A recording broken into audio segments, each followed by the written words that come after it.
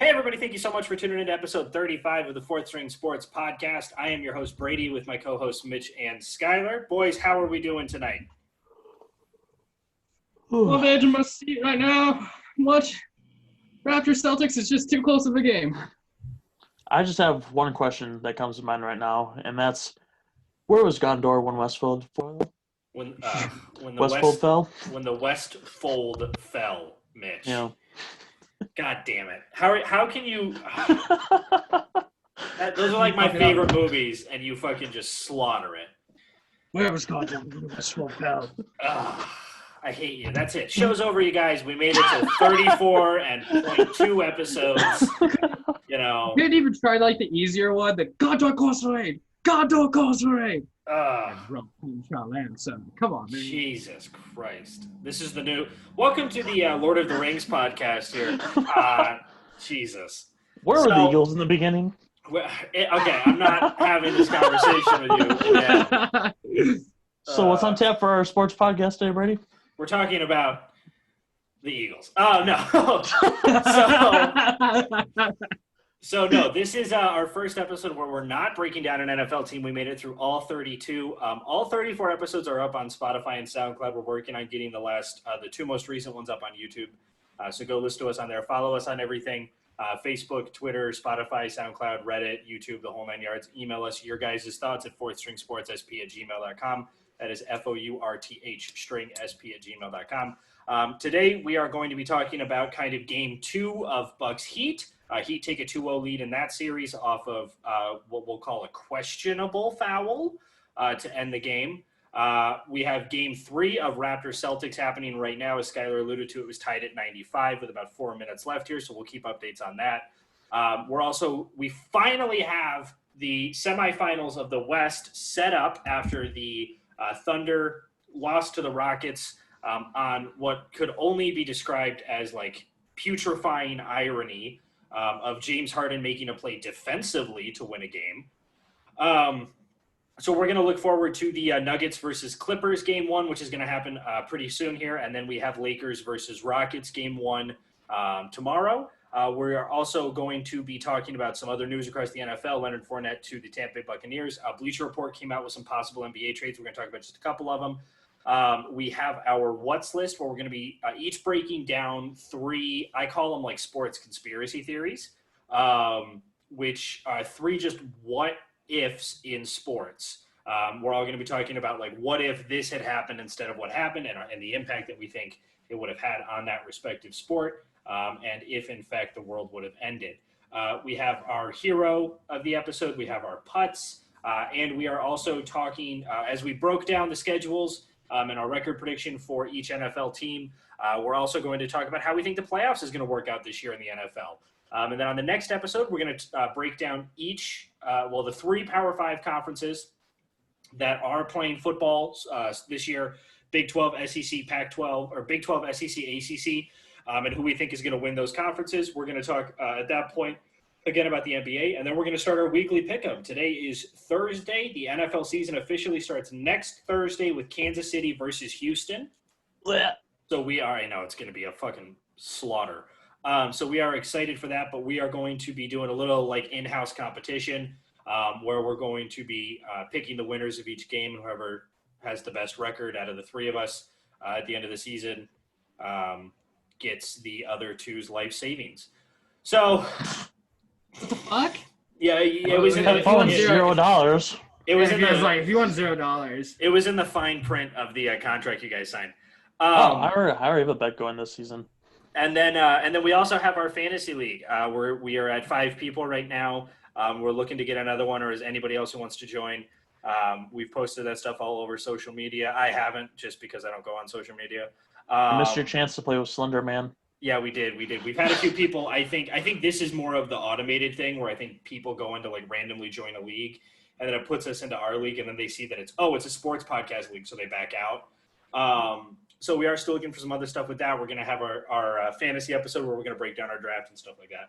But we appreciate everybody for listening. So let's just hop right into our what's list. I got to pose the question this week, and as I said, it was biggest what ifs in sports. So there's so many examples. We're going to give you 9, 3 from each of us. We're going to talk about what if this had happened, and then we're going to go kind of in depth as to the effects of it. Mitch alluded to it as being going down the rabbit hole, and that's exactly what it is. And then we're going to talk about, do we think that realistically would have happened? So if X happened instead of Y, then the effects would be Z, and we're going to argue if Z would really be the effect. Holy shit. What?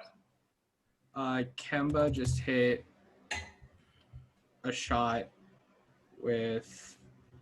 Shit, I went too far back now. Kemba hit a shot with, like, just a couple seconds left. About a half second left. So it looks like the Celtics are going to win Game 3. Right now we have it at 103, 101. The Raptors are on a full timeout, so they would have the opportunity to advance the ball. So we'll have that score go final here in the next couple of seconds. So I got to pose the question, which means Mitch goes first. Skylar, keep your mouth shut. As soon as we have an update as to the game, we'll give it. So Mitch, give us some of your what ifs. All right, so for this one, I feel like rankings don't really give a shit because they're all going to be good. So the first one I'm going to start with, my really favorite one, just because it's very trolly, and that is, what if the Bears were smart and drafted Patrick Mahomes? So let's start. So the Bears would have drafted Patrick Mahomes, and then the Chiefs would have been up, but Mahomes isn't there. So they most likely would have taken Deshaun Watson, since they're kind of similar. So the Chiefs would still do pretty good. But unfortunately for Brady, Houston then would be forced to take Mitchell Trubisky at quarterback. And then... So Mahomes most likely would split time with Sanchez. Okay. OG Anunoby makes 23-foot three-pointer with no time left. Raptors look like they're going to win 104-103. Woo! Okay. So distracted by fucking Mitch. All right, so Mitch, keep going as soon as this game officially goes final, because if we saw anything from the Bucks game yesterday, who knows what the fuck's going to happen in the last... I'm just going to wait so I don't get interrupted again. Okay. So, yeah, it looks like He was so fired. End of game. He was wide open, too. Nobody was covering him. So, end of game, Raptors win 104-103 to put the series at 2-1. Boston still has the lead, but this means we will for sure get a game 5, which will technically mean that the series will go back to Toronto, but it doesn't really matter. So, Mitch... the Chiefs draft Mahomes. The Texans draft Trubisky. The Bears draft Mahomes. Chiefs take Watson. Yeah. And then Houston would take Trubisky, most likely. There you go. So with Mahomes being there, I think he would show a lot more than what Trubisky did. So he most likely would split time because Mark Sanchez was a starter at that point. But I still think it wouldn't be enough, so John Fox still gets fired, and they still get Matt Nagy. Excuse me, Mark Sanchez was the starter? No, sir. Mike Glennon was the starter. Thank you. And then here's where it's getting interesting. So this is the offseason where this was the Khalil Mack sweepstakes. Mm-hmm. And you got to remember, the only reason Mack went to the Bears is because he thought John Gruden thought he would get the better pick from them. But with Mahomes showing the promise, they would probably be a better team. So he's like, oh, Green Bay would probably be the worst team. So Khalil Mack gets to go to Green Bay instead of Chicago. And so they lose that on their defense. But I think Mahomes would still be the Mahomes we saw when he got his first year as official starter.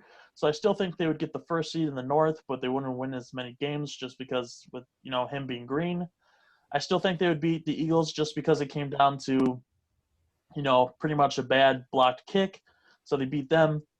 I think that the Bears defense would be too much for the Saints. So I think Mahomes and them would beat them. And then I think Mahomes would get them to the conference championship, and they would lose just because the Bears' offensive line is too weak against, Brockers and Donald and the so on and so forth. So it would be a little bit different, but I think the Bears' prospects would look a little bit higher. And now for my second one. Well, hold on. So let's do each of these, and then let's talk about them a little bit. Fine. So, all right. My issue with that one is you're expecting Mahomes to have the same level of play with worse weapons. Yeah. Because remember, he won't have Kelsey. He won't have Cheetah. He won't have Mecole Hardman. He won't have a lot of those other weapons. And then you've also seeded that the Bears' defense would be worse. So I would say I agree with a lot of what you said. But what I would say is that they probably wouldn't get the number 1 seed in the North. I think that would instead probably go to Minnesota. Because if Mac goes to Green Bay, then Green Bay has no reason to sign the Smith brothers. Keep that in mind also. So I would say Minnesota probably does. I think Green Bay's prospects are better. I think Chicago would probably still make the playoffs, but I think they would have to go on the road to whoever and go from there. I think Chicago would be in a better position. I'll agree with you that. But Mahomes is Mahomes in large part because of the weapons that he has. So that's my only kind of like caveat to your explanation. Well, I wasn't saying that like the defense would get worse. I would just say like Khalil Mack, who was kind of like the icing on the top of that defense, wouldn't be there. He'd be going to Green Bay because the defense would still be good. They just wouldn't have Khalil Mack. It would still have like Akeem Hicks. It would still have, like maybe Leonard Floyd. Kyle Fuller, Eddie Jackson, Adrian Amos. Not Leonard Floyd. Who was the guy that was there? Raekwon Smith. No, the other guy. The guy that they replaced with Leonard Floyd. Robert Quinn.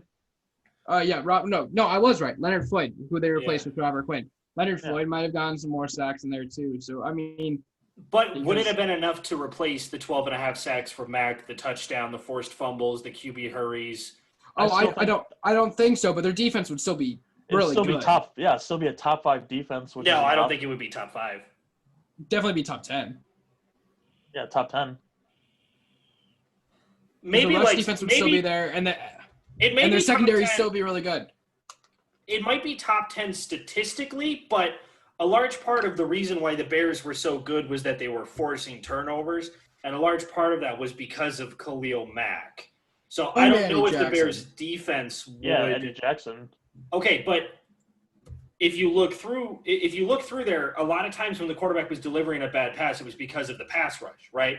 True. So no, I'll give it to you. If the pass rush isn't as effective without Mack, is the secondary as effective? Case in point, look at the Bears' defense last season, right?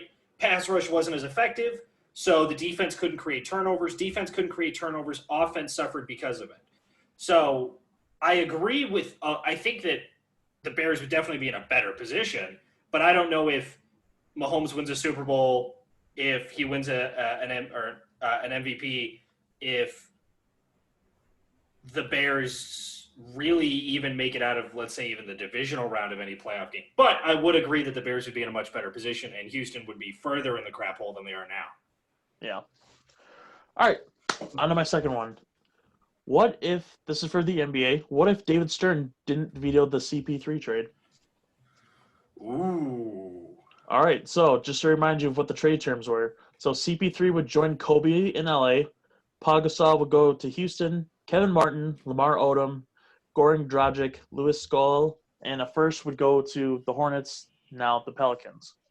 So a potential starting lineup would be Chris Paul, Kobe in the backcourt, Meta World Peace, Matt Barnes as your 2 forwards, and Andrew Bynum, who had a great season that year.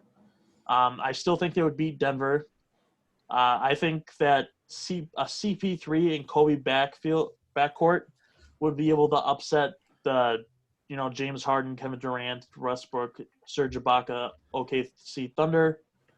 But they would come into problems with the San Antonio Spurs just because, the Lakers' front court was pretty weak outside of the center position. So the Spurs would go to the finals instead, and they wouldn't have to deal with the Thunder. And this is probably speculating a lot. I don't know if it would really happen, but I think that the Spurs would steal LeBron's first ring from him. And I think the Spurs would go on a 3-peat, and LeBron would leave Miami ringless. Ooh. Plus, let's also talk about – I think there's a really important thing in that trade that you glossed over because of his effect we're seeing in the playoffs right now, and that's Goran Dragic to the Pelicans. Mm-hmm.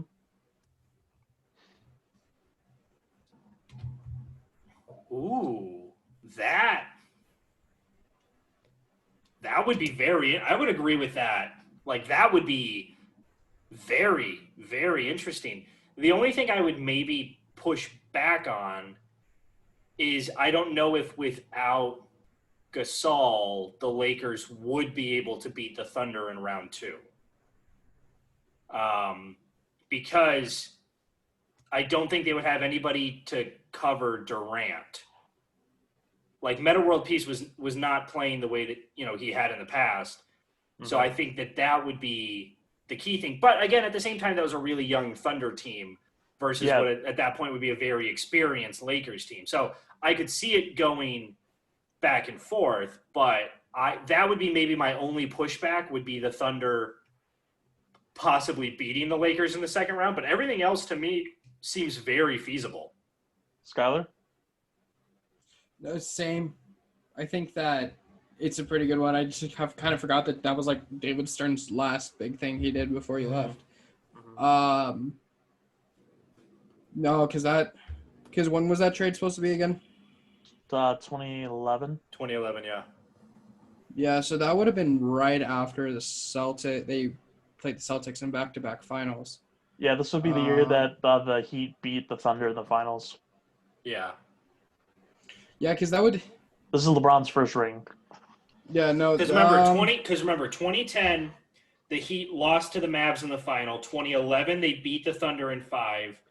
2012, they take the Spurs to 7 and win, and then 2013, they lose. And the Spurs win, and then LeBron leaves.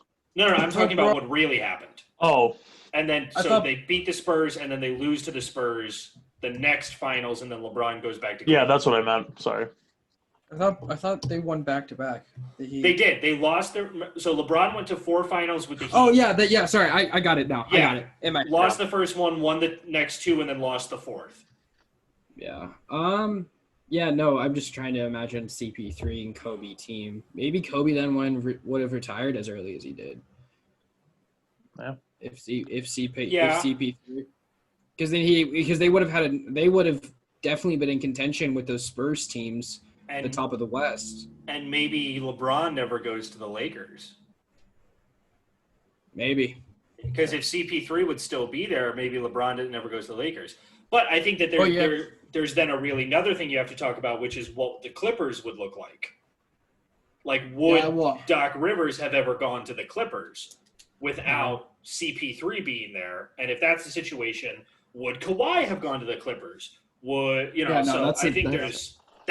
That's really, really interesting. Yeah, I thought so too. I'm surprised you guys didn't fight me about Spurs doing a three-peat. No, because the Spurs were definitely capable to do that. Okay, all right. Cool. I think it would have been harder for them to get a three-peat because of how just that backcourt of Kobe and CP3 would have been tough. But then again, they wouldn't have had anybody to go against Kawhi. Yeah, Kawhi. Who's going to guard Tim Duncan and Kawhi? Yeah, Tim Duncan and Kawhi. Who's going to guard that? Without Gasol. Yeah, and like I said, it would probably be Meta World Peace and Matt Barnes, and none of those guys are going to guard those two. So because when did they get Dwight Howard? That was I think that was 2012 when they got Howard and Nash because the trade with CP3 fell through. Yeah. So then there's Howard doesn't go to the Lakers. Nash doesn't go to the Lakers. Maybe he never becomes the head coach of the Nets. Who knows? Yeah. Super interesting. All right, right, what's your third one? I was either way with the Thunder because it could. And the third one is a combination of NFL and college football. What if Drew Brees signed with the Dolphins? So, if Drew Brees signs with the Dolphins, Nick Saban most likely would stay in Miami. And I think with Drew Brees at the helm, he would have a better tenure and he would still be, an NFL coach at that time. So Alabama's seat would still be not filled. And who would come into Alabama? Steve fucking Spurrier would become the head coach of Alabama. And I think that, I don't think he would be able to get to the heights of what Saban has done at Alabama, but I think he would do a pretty good job for, being that second choice. Oh, that one also is really tough because. But I thought Saban was with LSU after he was with Miami. No. He was at LSU. He won a national championship, left to go to Miami. Went to Miami, yeah. While he was in Miami, LSU hired Les Miles. Okay. And then when he came back, the Bama job was open, and that's what he took. Yeah. Holy shit. That would have changed a lot. That's a mind fuck on two different levels. Yeah, then and I was looking at the- because then that would like allow for like LSU to like assert themselves as the dominant team in the West. We wouldn't get the Tim Tebow moments against Alabama, most likely. So Well, Tim I mean, Tebow, you would still get the moments, but they wouldn't matter as much. well, no, he'd still be playing them, but like the moments of like the SEC championship games, like those were like the first SEC championship games I watched was Bama, Florida. Yeah. You wouldn't get like we wouldn't have the slew of defensive talent that we get out of Bama, because like I'm trying to think, Mark Ingram probably wouldn't have won the Heisman. Derrick Henry probably wouldn't Henry have wouldn't won have the won Heisman. the Heisman. Tua wouldn't have been there.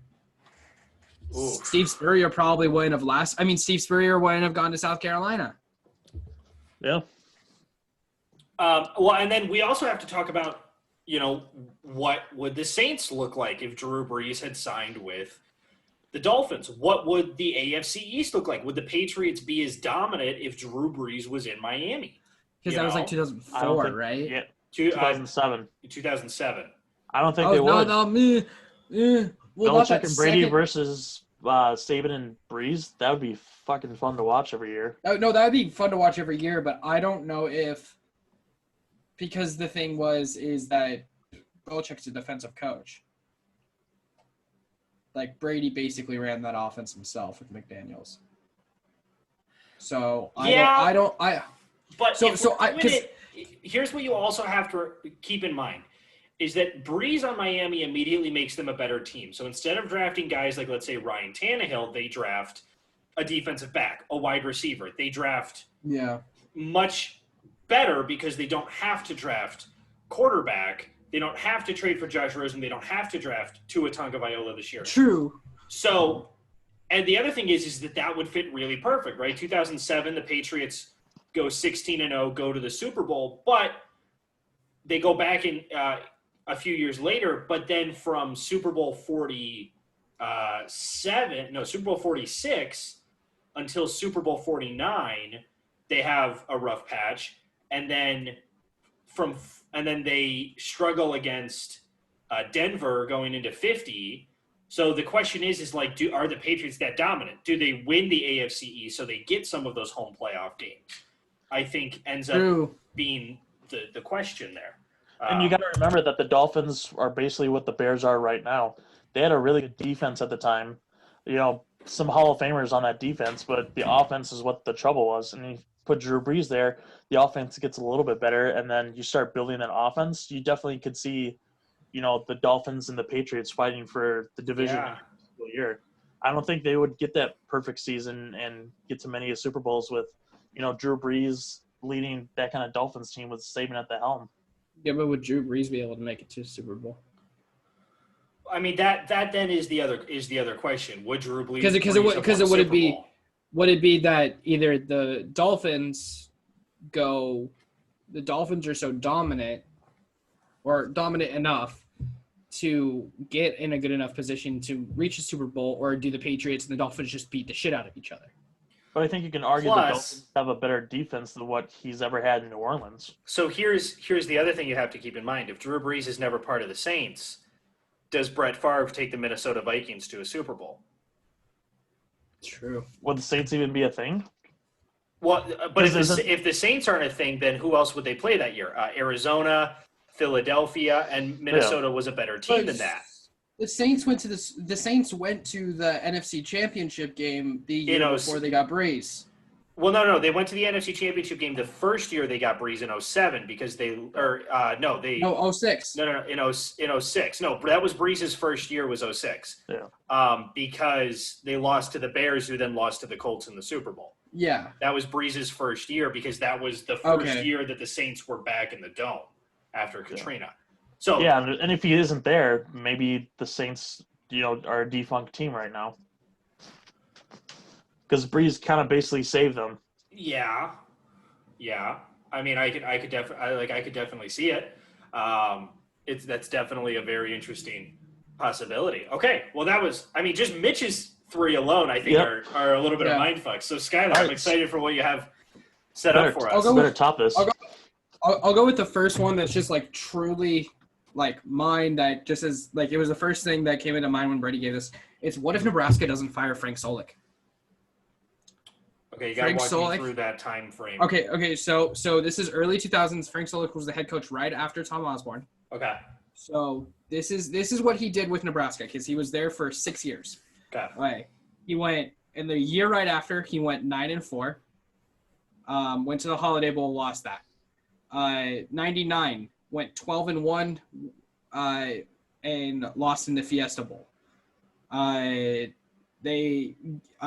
2000 went 10-2, won the Alamo Bowl. 2001 went 11-2 and lost in the national championship game.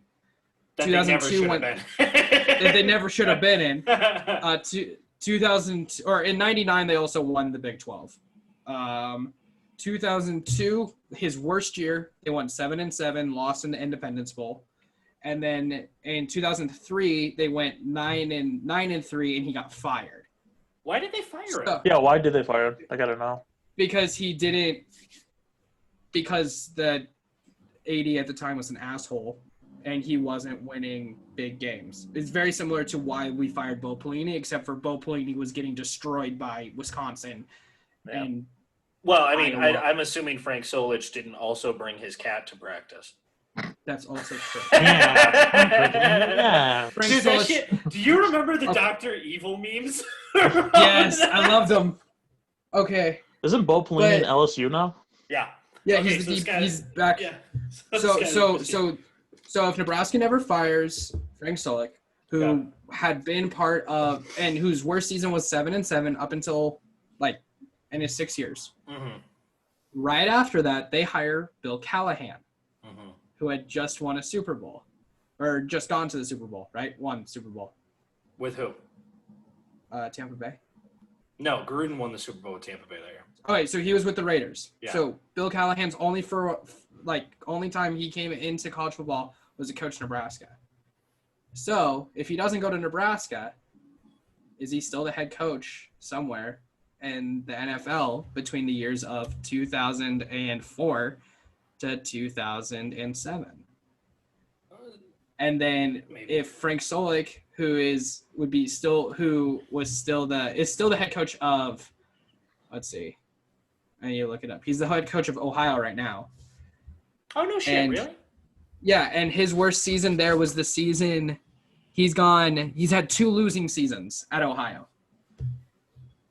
So if he's able to only have 2 losing seasons at Ohio in the last 15 years, and he stays in Nebraska with the resources that we have, the recruiting that we're able to do, does Nebraska leave the Big 12 because they're not as dominant and they're not making it to the conference championships all the time and not winning conference championships and go to the Big 10 instead? Does the Big 12 lose as many teams as they do because Nebraska leaves? Is TCU and West Virginia then going into the Big 12? Are we seeing the reshape of the conference of all of these conferences? Because if Nebraska is still able to be at the front, because Frank Solich has had a higher winning percentage than any other head coach since then. He is the last head coach to win a conference championship at Nebraska. He's the last head coach to take us to a national championship. So if he stays in Nebraska, doesn't go to Ohio, what does that mean for Ohio too?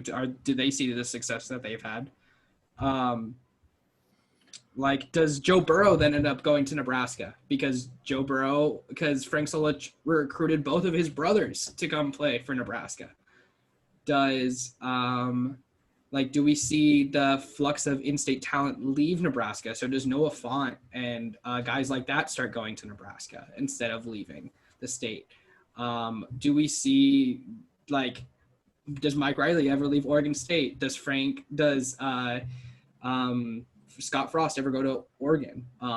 Things like that, where it's just kind of like how many different people from that had been at Nebraska go other places, or do they stay with Nebraska?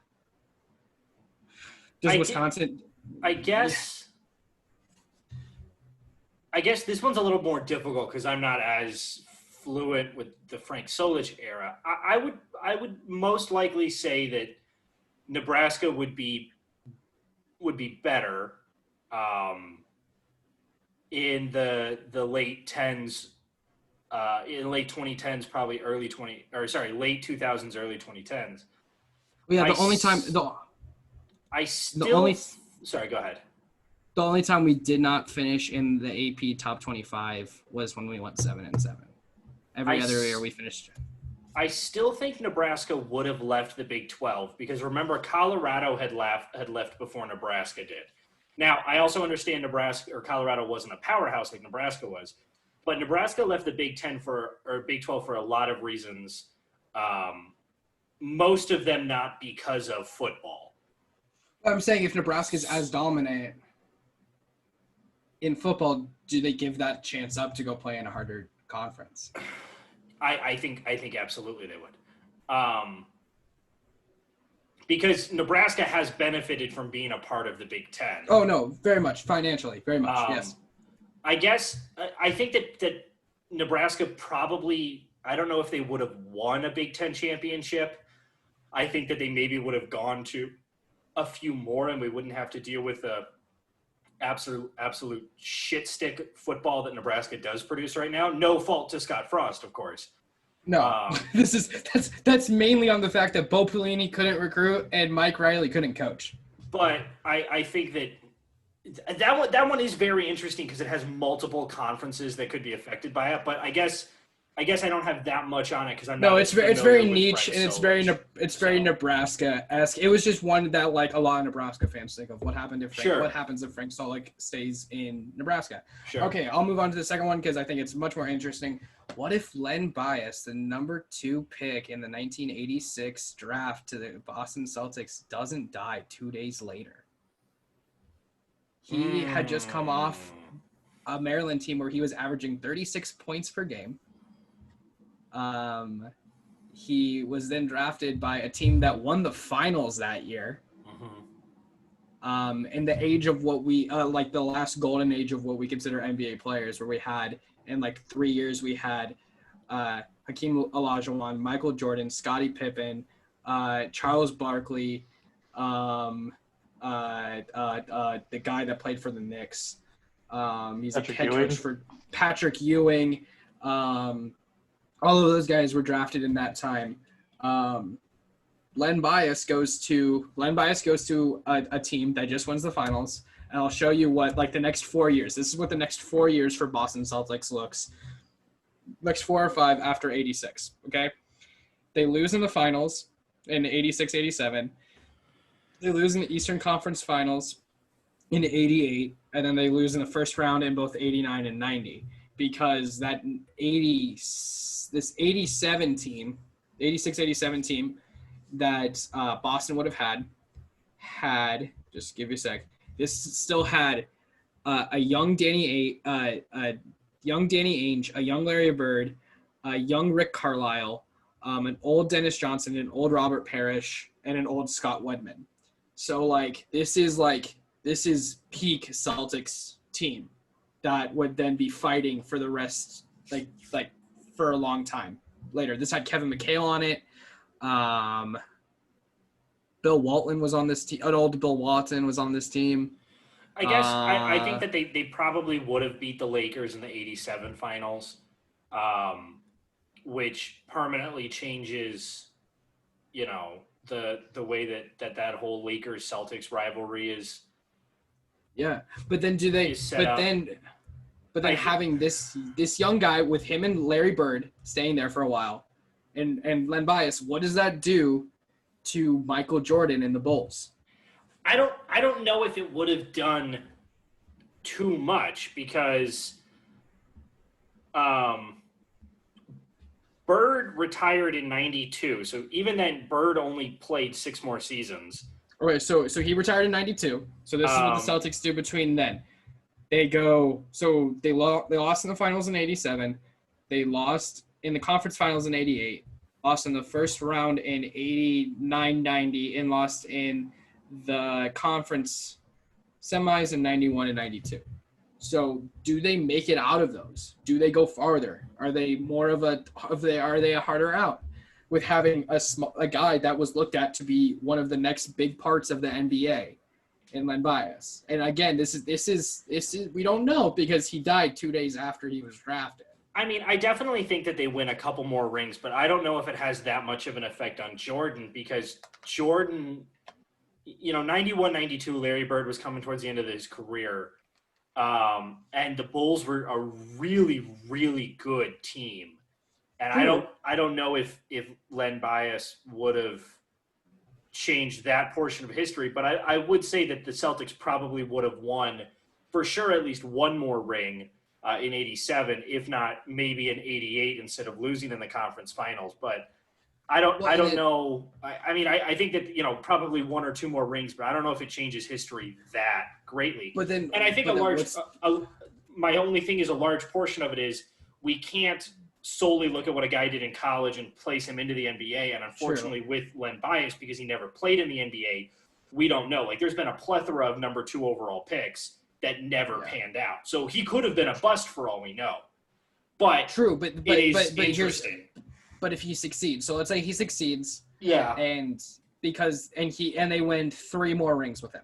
Let's say 3 more rings with him and Bird there, and Danny Ainge, and because it wasn't just Bird, it was Danny Ainge and a lot of other good role players for the Celtics. Yeah. So they get all of those guys. Do the Celtics then pick up Paul Pierce later in the draft? Are they forming the big 3 because they're worried about going into irrelevancy?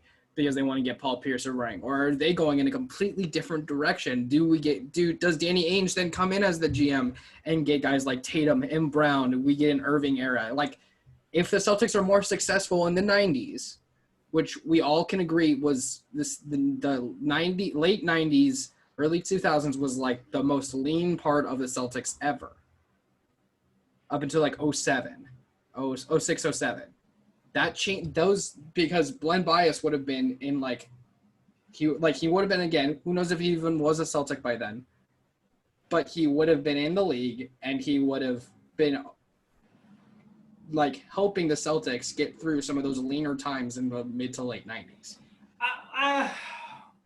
When you're talking mid to late 90s, you're talking a guy who's 10, 12, 15 years into his career at that point.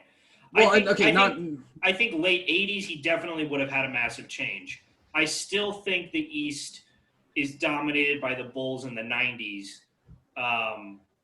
But does Jordan leave because he doesn't think he can win a ring with the Bulls? Like he doesn't feel like he's just missing that one last piece. Does he go somewhere else? No, no, Jordan. No, I don't think that would have happened because if Jordan could stay with the Bulls through the bad boy Pistons era, I think he would have also been able to handle whatever the Celtics. Do the Pistons win as many rings as they do? That's a good question. That also is. Does Dennis Rodman stay with Does Dennis Rodman go from the Pistons to the Bulls, or does he go to the Celtics, or does he go somewhere else? That was late 90s, so by then, Dennis Rodman was in the same draft with Len Bias. No, I know, but when he went to the Bulls, that was I think 96 is when he went to the Bulls. No, because he was there. No, he played with the Pistons. He played with the Pistons, and then he played with. When did he go? He played with the Spurs for a while too. Dennis Rodman. Yeah, Pistons, Spurs, and then Bulls. Let's see. Rodman joined the Bulls in '95. Okay. So he would have played in '96, which was enough time for their second three-peat. Yeah. So at that point, you're talking 10 years after. This one is really difficult because we don't know what trajectory this guy's career would have taken. That's the biggest issue with it, but I think it's a really good what-if question. Okay. All right. Number 3. What if Brady hadn't busted his knee? And we can go with both Brady's. What if you didn't bust your knee? Yeah, right? Oh, man, I'd have been number 1 pick in the NFL draft. I'd have been out of this. I wouldn't know who either of you motherfuckers were. What if Tom Brady doesn't bust his knee in 2008? What if – because that team goes 11-5. It has Welker. It has a young Rob Gronkowski. Or no, it doesn't. Rob Gronkowski was later. Sorry. That's my bad. It still has Randy Moss. Let's see. 2008. This is the Matt Castle year? This is the Matt Castle year. Okay. It still has Steelers won the Super Bowl that year. Steelers won the Super Bowl year. Beat the Cardinals. Oh, Brady would be sad. They were still – so here's where they were. Offensive ranking with Castle. They were 8th in points, 5th in yards. They had – let's see. They were, and on defense they were 8th in points, 10th in yards. So like this. Sounds like they don't need that Brady guy. But if they have Brady, then they're even better because the next season without Brady, they bump up to 6th in points and 3rd in yards after coming off his knee injury. So if Brady's in there with a team that's doing as well as they are with Matt Castle, do the Patriots make it back to the Super Bowl? Do they beat that Steelers team and face the Cardinals in that, or do they make it much hard? Because if Brady's there, then there's a good chance that the Dolphins don't win the East. I mean, I would definitely say that the Patriots would win the East, but the Steelers' defense that year, I mean, was astronomical. Number 1 in yards, number 2 in first downs given up, number 1 in defensive yards allowed. As a defense, they only allowed 12 touchdowns, had 20 interceptions. Number 5 in pass attempts, in rushing attempts. Number 2 in rushing yards. Number 2 in rushing touchdowns allowed. Number 1 in yards per attempt. They were 31st in the league defensively in penalties, so they gave up the second fewest penalties in the league. Their average drive allowed was 20 yards off 5 plays. True. And the Patriots did play this. The Patriots did play the Steelers that year, and they lost 10 to 33. But that comes off of Matt Castle only throwing for 145 yards. I mean, I would definitely see that New England would be better, but they easily win 2 more games because there's 2 games in that season. Definitely. There's 2 games in that season that are decided by 3 points. That's against Indianapolis, and that's against the New York Jets. I would say definitely, but that Steelers team, I mean, Roethlisberger was playing a lot better. They had a good rushing attack. They actually had a pretty good offense, but that defense was dominant. So I would probably say this is also still Moss, Welker, Deion Branch. I think is still part of this team. True, you're right. But if we're talking the Steelers, we're talking Palomalu and Ike Taylor and Harrison. True. And so Brett Kiesel, Casey Hampton. But the Patriots had played and beaten those teams with Tom Brady and these wide receivers. You're right, but I mean, like Ben Roethlisberger in 08, and let me pull up his stats here in 08 because if I remember right, he actually had a pretty decent season. Yeah, that's why they won the Super Bowl. Roethlisberger, 3,300 yards, 17 touchdowns, 15 interceptions. He averaged 206 per game. Now, you got to remember, these are 08 stats, so the league was a lot different. Yeah. They had, I mean, Willie Parker and Meldon Moore put up 1,400 rushing yards and 300 receiving yards. So I definitely think the Patriots could have gone to the Super Bowl, but I just remember that Steelers defense as being really dominant. True. So I would say that New England would be better, but I would probably think that the Pittsburgh would still win that Super Bowl. Well, and let me just put into consideration the games that they lost. Here's the passing yards in which Matt Castle threw in these games. Against the Miami Dolphins, the first time he threw for 137 yards. Against San Diego, 193. Indy, 202. His best game in a loss, 386 against the Jets. 145 against the Steelers. Tom Brady doesn't throw for that low even in 2008 with these wide receivers. Because in 2007... No, I mean, yeah, you're right. Like, if it was the exact same team in 08 as it was in 07, it was just that Brady was hurt. I want to look at what he was throwing in his stats. Yeah, I mean, I've said my piece on it. Mitch, what are your thoughts on it?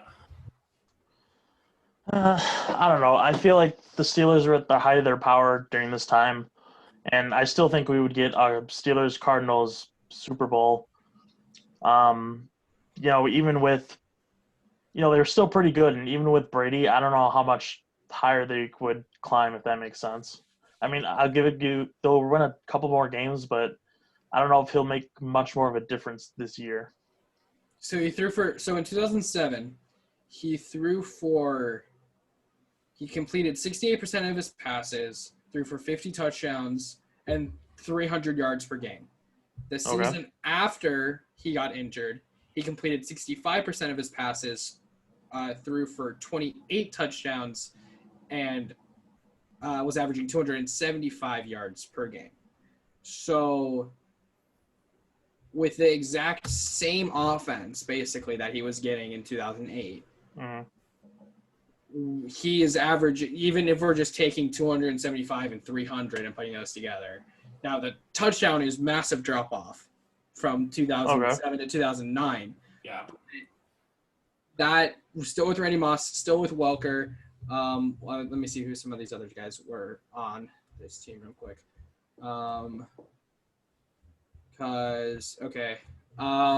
Kevin Falk was still on the team. Sammy Morris, Ben Jarvis Green Ellis was on this team. Lawrence Maroney, Ben Jabbar Watson. Gaffney, Ben Watson, Sam Aiken, David Thomas. Those were some of the guys. Vince Wilfork in his overalls. Yeah, so and then on the defense, you still had Gerard Mayo, Brandon Merriweather, Teddy Bruschi, Vince Wilfork, Mike Vrabel, Richard Seymour, Ty Warren, Rodney Harrison, Junior Seau.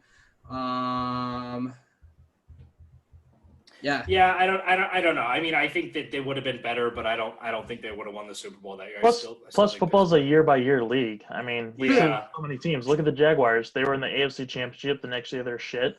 Yeah. Look at That's just because whatever his fucking name is from UCF Bortles. Blake Bortles. Yeah, but look at had a LSU. good year.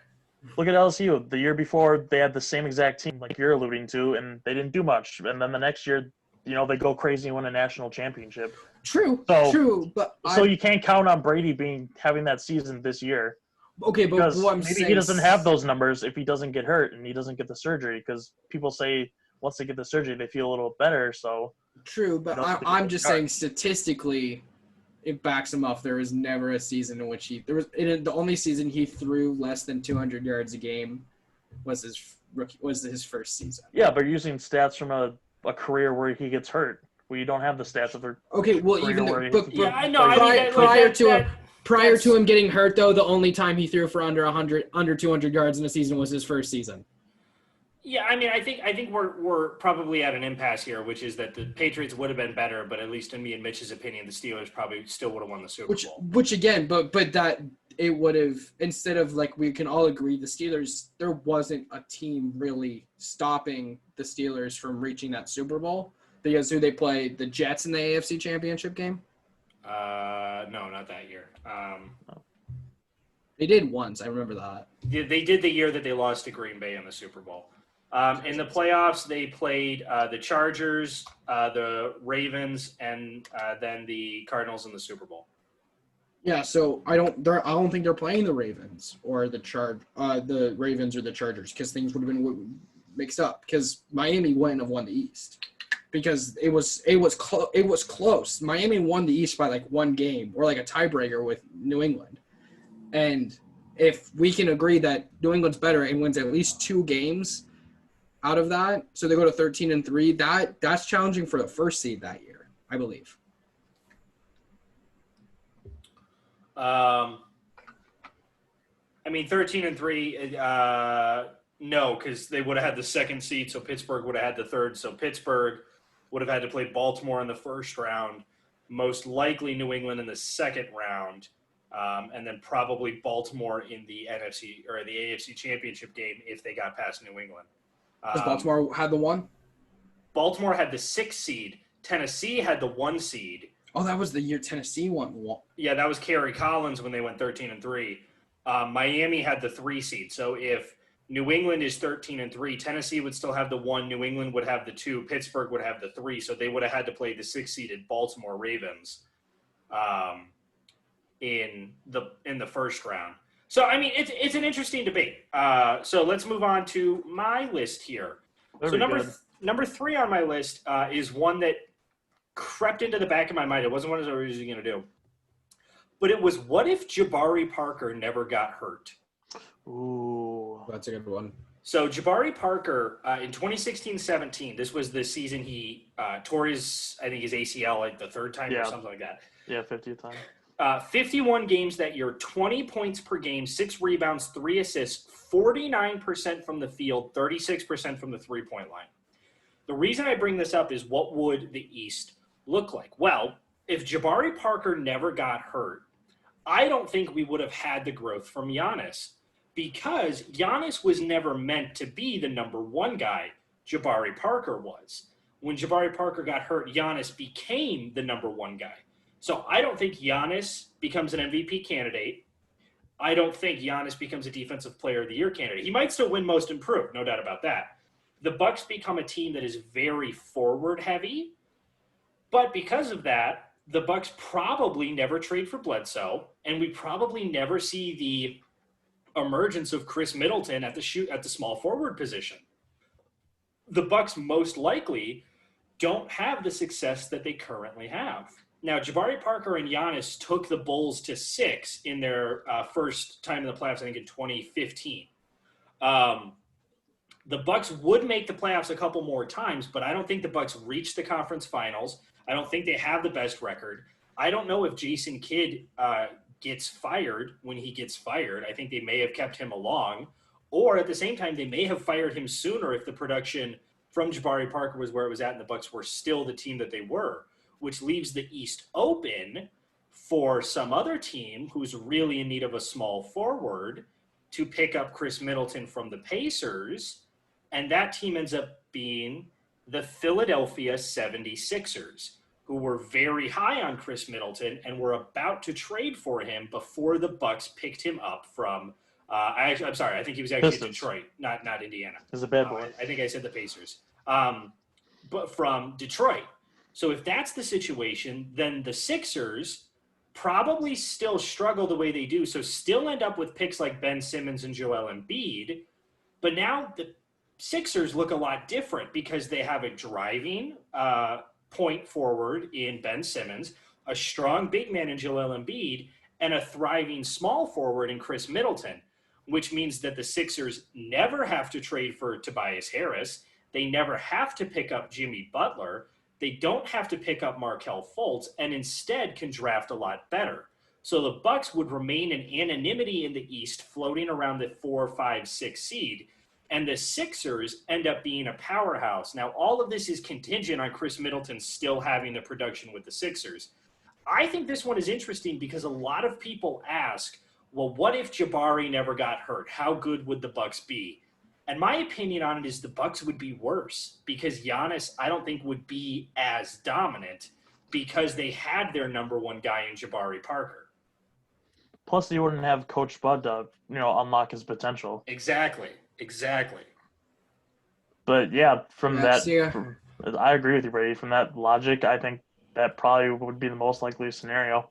Because now I'm just thinking, does Jimmy Butler go to the Heat sooner? Because where does he go from Minnesota? Because I think that he probably would have gone to Portland.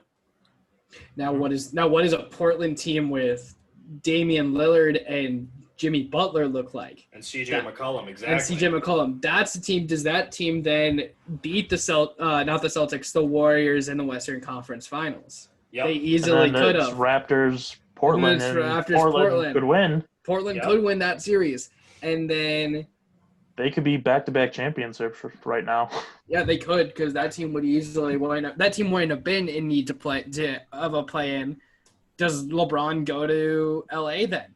I think LeBron would still go to Los Angeles because that has nothing to do with like the continuity of the whole Lakers timeline.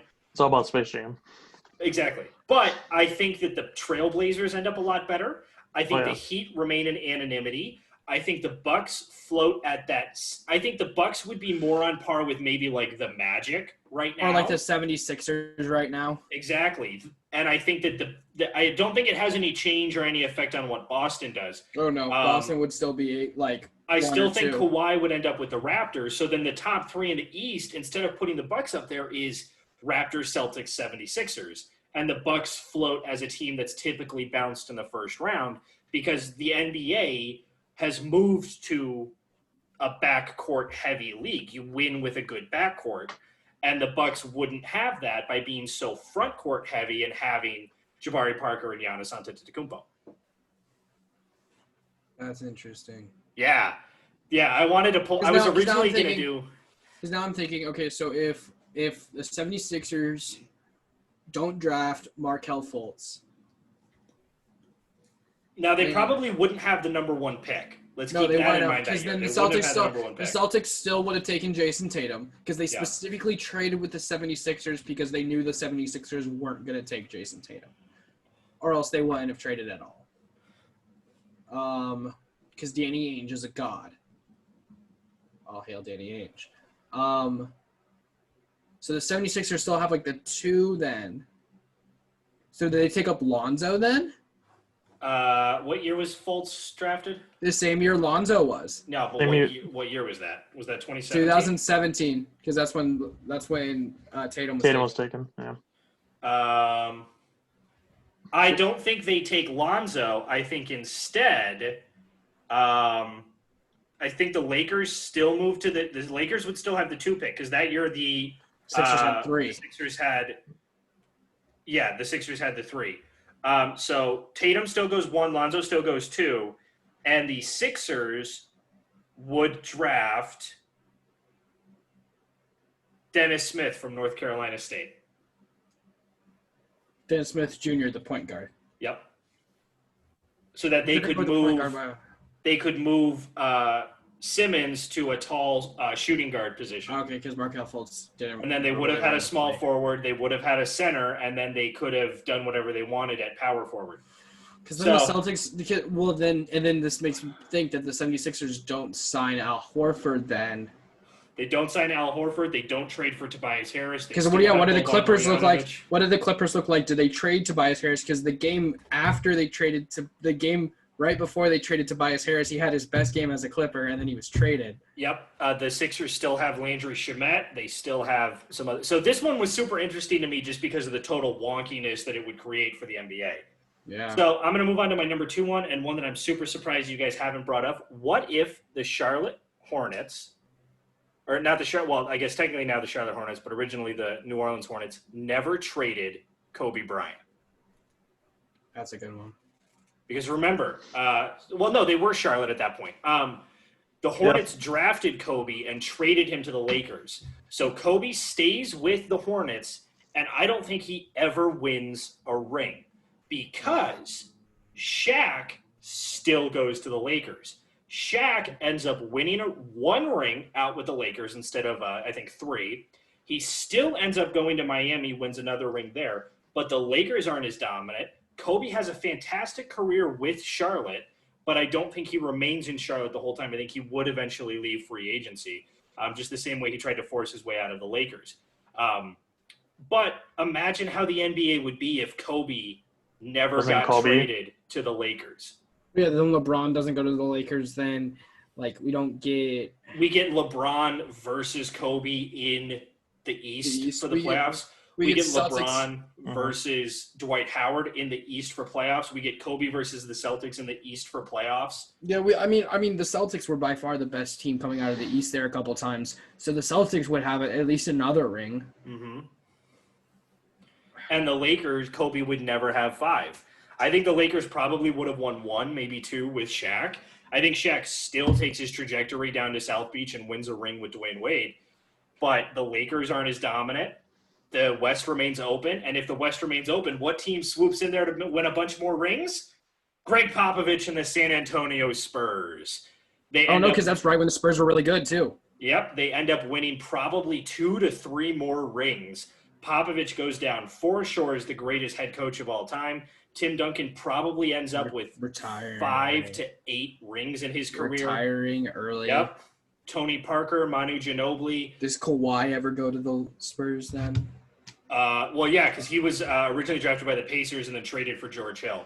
So Kawhi still remains there if the Spurs are that dominant. So this one was super interesting to me. It's not as in-depth, but I think this one is super interesting because that draft I think that draft really made it so that the East wasn't the powerhouse it was meant to be, because imagine consistent playoff series where it's LeBron versus Kobe in the East.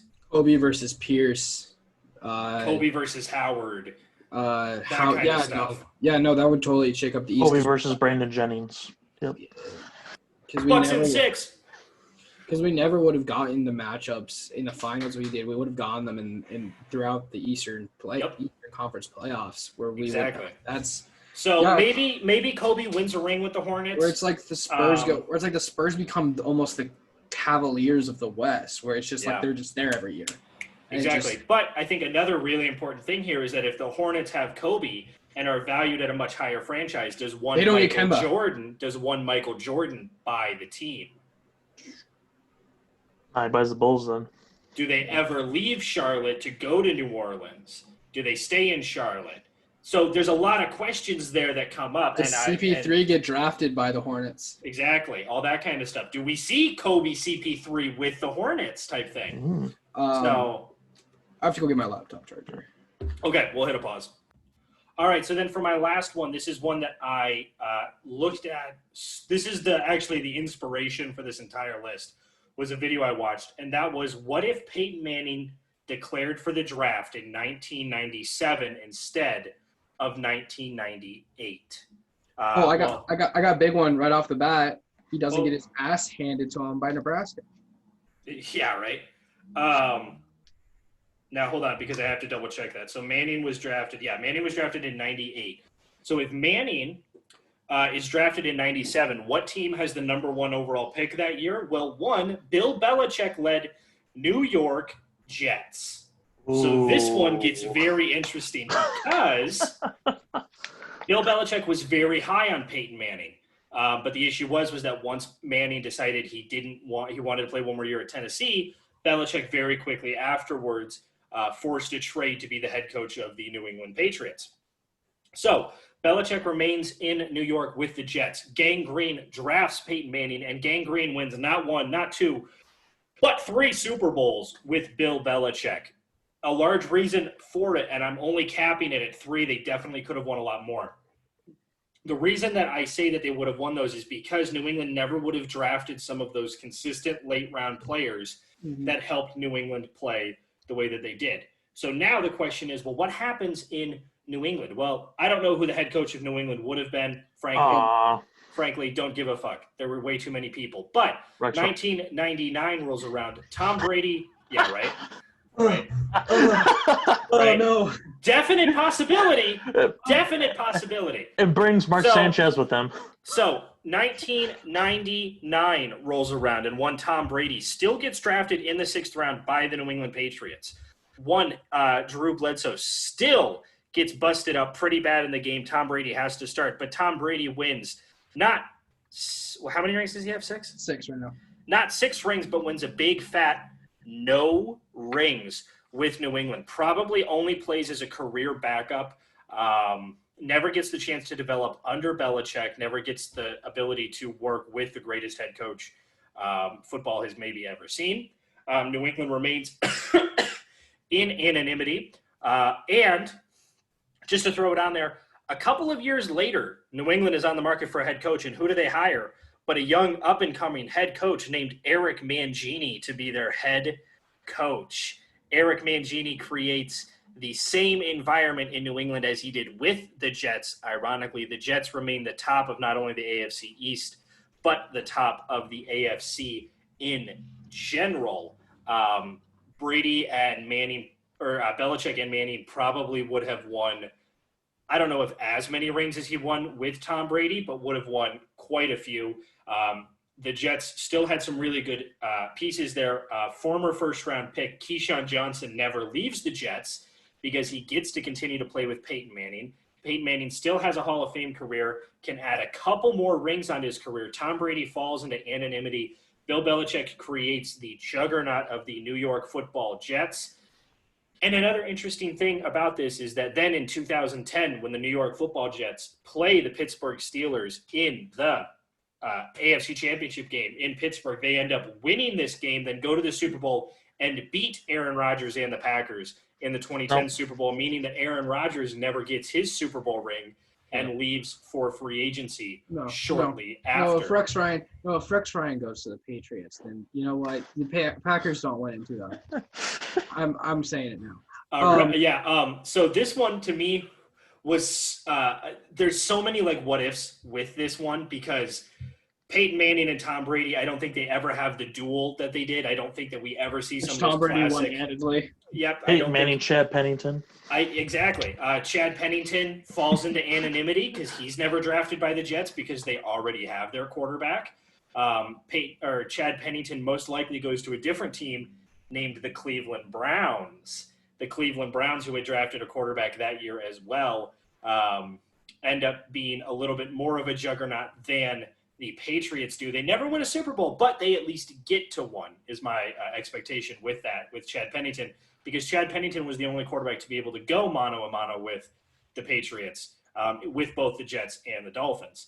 I think that the Patriots live in absolute anonymity, but I'm going to make everything okay for New England because a couple of years after a certain NFC East team fires their head coach, Andy Reid leaves the Eagles to become head coach of the New England Patriots and leads New England to a Super Bowl a couple of years after. So you still get one ring. I'll still give you one ring. Don't know who your quarterback would be. Maybe it's Carson Wentz. Maybe it's Pat Mahomes. Maybe it's Mitch Paxton Lynch. Paxton Lynch. Who knows? But you will eventually get a Hall of Fame level head coach in Andy Reid. But you will have to live in the shadow of Peyton Manning-led gangrene out there with the Jets, Jets. My All right. one problem with it, because a lot of it's really good. My one problem with it is that Bob Kraft is still the owner of the Patriots. You're absolutely right. Bob Kraft is That's still my- the owner of the Patriots. That's my one problem, because all of this started when Bob Kraft became the owner of the Patriots. He's the one that got Bill Parcells in to coach the Patriots for a couple seasons. Mhm. He's the one that had Drew Bledsoe come in. He's the one that organized the trade for Bill Belichick. When Bob Kraft first became owner of the Patriots, he was very, very hands on. And then once Bill Belichick came in, he was much more hands off. So I would say we would have much more of almost a Jerry Jones kind of owner in Bob Kraft in New England than we would the hands off one that we have now, because Bill Belichick wouldn't be there. We'd also be dealing with GMs in New England, which New England hasn't had a GM in the last 15 years, because Bill Belichick is the GM for the New England Patriots. Here's the thing, though, is that So what I'm just saying is that Bob Kraft being there doesn't make us go into anonymity, because Bob Kraft would still be making the moves that he was, which people kind of underrate. They underrate his moves. he still would have been making the moves he was, but he never would have gotten Belichick. Which is big. So you then have to ask who would have been the head coach. And I could have gone more in depth and looked up the 1998 head coaching market of the NFL. Or you can 98, 99, 2000, whatever. You could look at all that stuff, but frankly, I just don't give a damn to go that far in depth. But no. I don't think that New England has the luck that they do. I think they instead keep Drew Bledsoe at quarterback once he's healthy, instead of eventually letting him go for He Tom still could have Brady. won a Super Bowl. He took us to a Super Bowl. He did very young in his career with Bill Parcells as head coach, but Bill Parcells at this point was gone. Yeah, he's a problem. So there's a lot of big what ifs with this. I think the NFL is forever changed. Oh, no. I think that Eli Manning still wins 2 rings, but his older brother Peyton wins a couple more. I don't think Aaron Rodgers is a Packer, and I don't think he wins a ring with the Packers. I think that Phillip Rivers with the Chargers ends up winning a ring because they don't have to go mano-a-mano with the great Patriots defense that they did in the AFC Championship game when he broke his leg. Against the great Jets defense that Bill Belichick still would have been able to. But what you have to remember is that was 2004. So there's pieces there that the Jets wouldn't have, like Teddy Bruschi, like Asante Samuel, like guys like that. Which the Patriots still would have had. Correct. The Patriots still would have had it, but the Patriots offense would have been an absolute train wreck. So I think that the NFL looks permanently changed if Peyton Manning had not stayed for his senior year and had declared to be the number 1 overall pick in 1997. And also Nebraska still would have gotten a ring, just not against them. Not against Tennessee. Yep, exactly. That's the one thing as a Nebraska fan. We beat the shit out of Peyton Manning in the Fiesta Bowl and won that ring. I think it was the Fiesta Bowl. I might be wrong. But no, that's a good one. That's a good one. All right, so that is my what's list. So who gets to pick next? Me. Mitch, what are we doing next? All right, so for the next episode, we're doing the top 10 sports celebrations. Top 10 sports Yeah. celebrations. So basically whenever they score, and then for football, since there's a lot more that goes into it, like when you sack somebody, get an interception, that kind of stuff. I want the top 10 best, boys. Okay, number one is Ndamukong Suh falling back and stepping on the Evan Packers. Dietrich Smith's Evan ankle. Dietrich Smith. Yeah, exactly. Okay, cool. So then for time constraints, we're going to skip just some other stuff we were going to cover. But let's move on to the NBA here. So as we talked about, the Raptors are able to pull off a game 3-win, 104-103 to the Celtics. So that series is now 2-1. The Bucks lose on a rule that I understand why it's in place, but I think is a fundamentally flawed rule. I would understand. So let's talk about the call, because I was very heated last night when it happened. Yep. Jimmy Butler goes up for the shot. The shot is well out of his hand. Giannis does not get under Butler. He puts a hand for about that quickly on the small of his back. Refs call a foul with no time Also left. on his stomach. He had it on his chest too, but it wasn't just the small of his back. No. The only shot is that he has it on the small of his back. His front But he arm, has it on his chest His too, front yeah, he arm, does. his front arm never makes contact. Review the tape.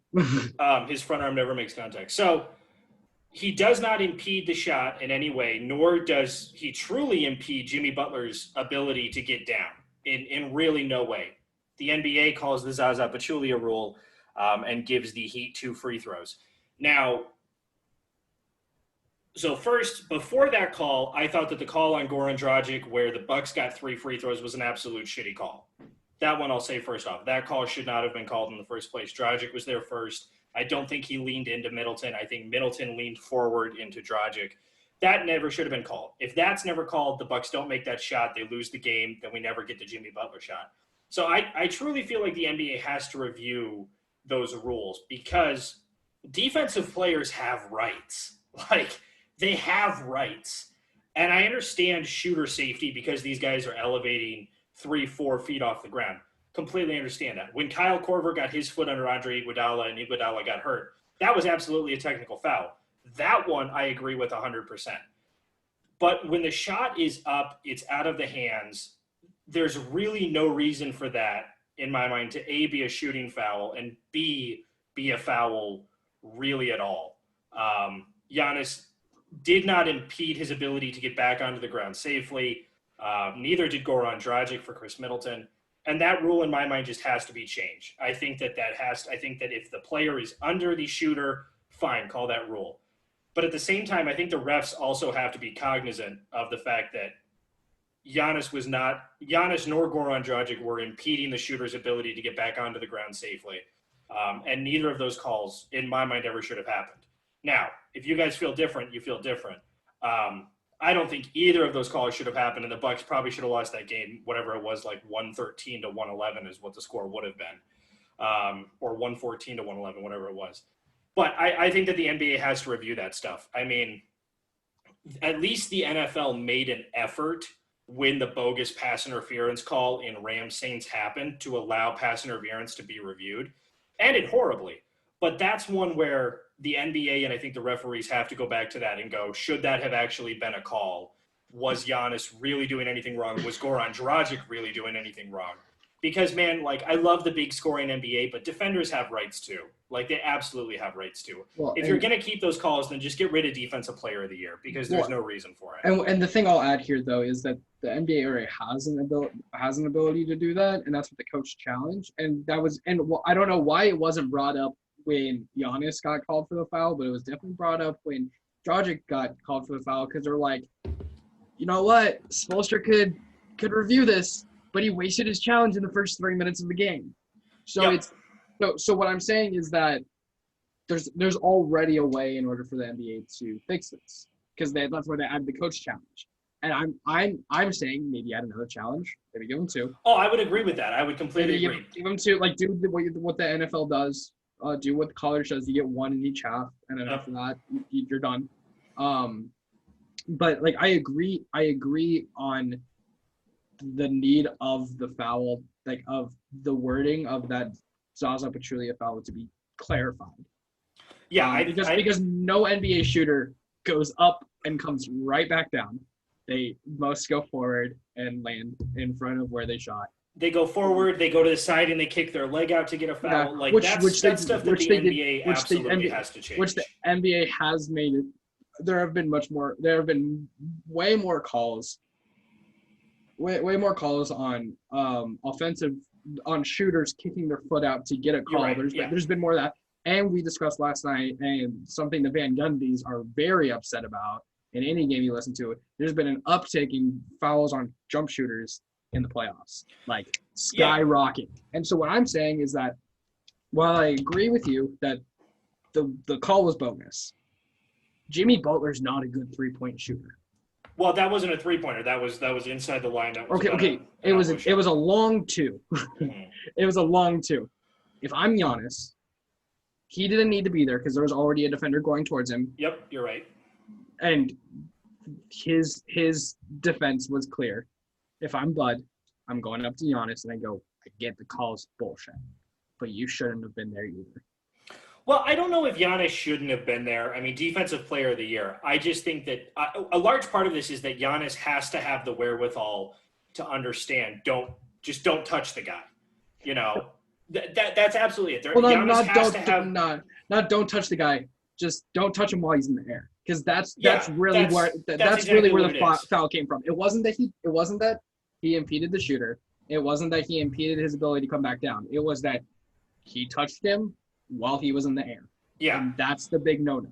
And that to me is what has to change. Now, I'm not arguing with the fact that it was a foul, because according to the rules, it was a foul. Like, I understand that completely. This is where it's different from Saints Rams, because that play was clearly pass interference. Yeah. Right. This, according to the rules, is a foul.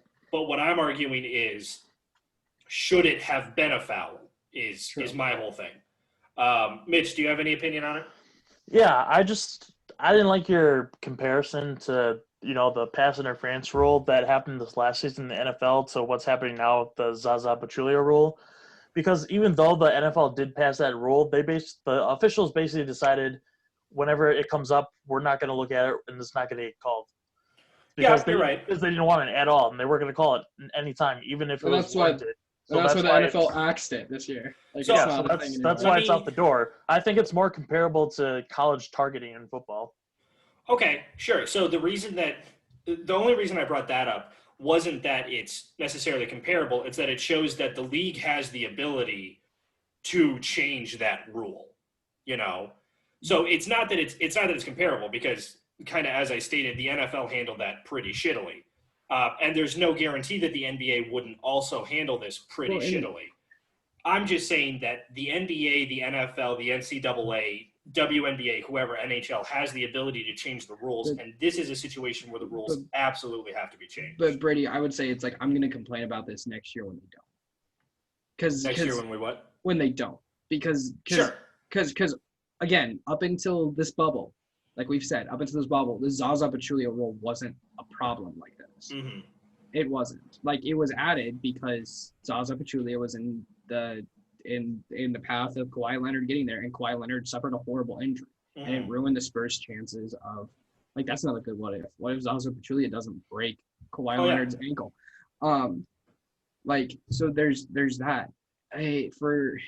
For me, it's like I would much, like, again, if it was the Celtics and this was the problem, like, I'd probably be complaining about it a little bit more. Mm-hmm.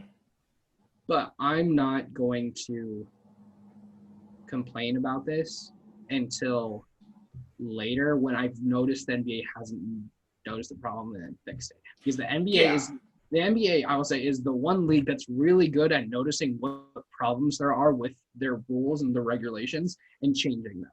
They're much better at it than any other league. And like, listeners, please understand that I'm not claiming that the NBA needs to change this rule in time for Game 3. I'm saying that this is a rule that has to be changed going forward, because frankly, again, had Giannis been under him, I would not be bitching about this. I would be bitching like, Giannis, why were you even there? Yeah. But it really had no impact on the shot. Giannis is definitely not at fault here, because he should have been a lot smarter than that.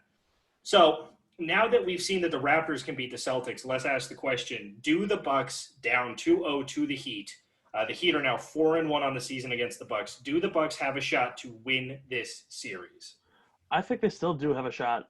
If you look at the game, there was turnovers aplenty.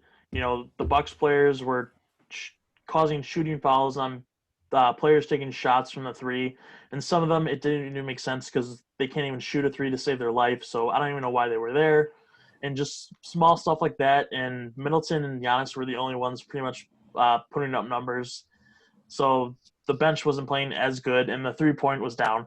But even with all that, they were still only lost by 2 points and could have easily tied it or won if they didn't get that call that we just talked about, or if they cleaned up like 1 or 2 of those mistakes. So when the margin of errors or defeat is that small and you make that many mistakes, I definitely think they could. I mean, all you have to do is clean up half of those mistakes and you could beat them. So I definitely think the Bucks are still in it. I'm not one of those doubters right now who are basically just axing the Bucks and already writing out that Giannis is going to the Heat next year or some shit like that people are already doing.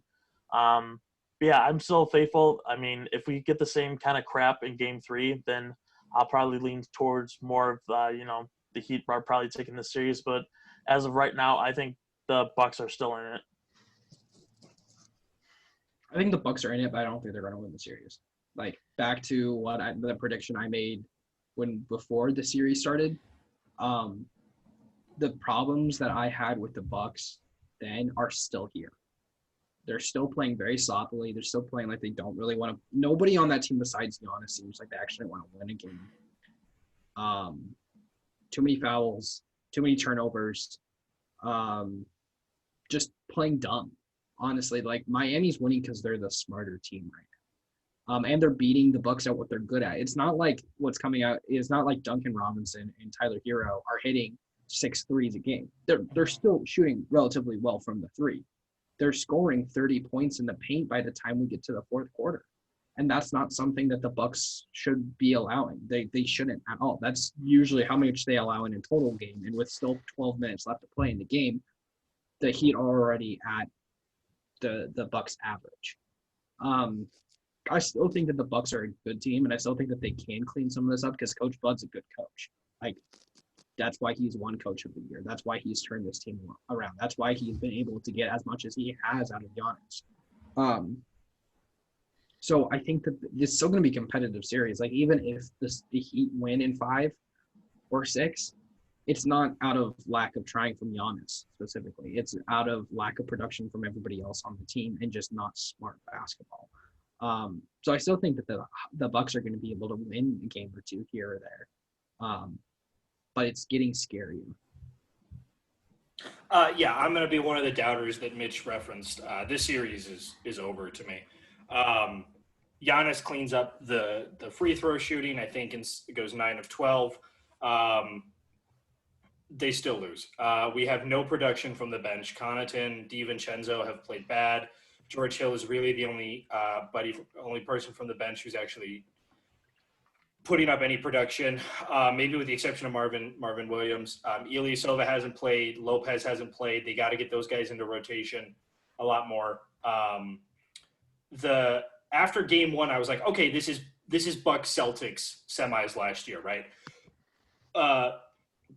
The Celtics did a really good job of stopping the transition and the driving of Giannis in that first game, and then they couldn't do it the rest of the series.